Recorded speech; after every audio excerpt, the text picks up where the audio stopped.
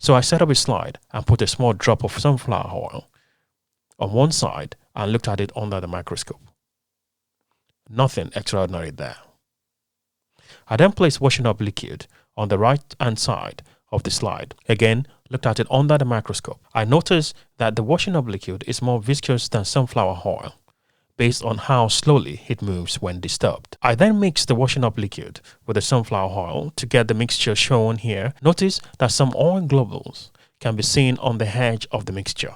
This may indicate that I didn't mix it properly. I then add water to the mixture. Here you can see the mixture forming and tiny droplets under the microscope. I then add even more water before I began to see even more droplets, which made me think I may want to ask a better question and design a better experiment, because it seems water also had a part to play in cleaning. How much soap do we really need to wash and clean dishes?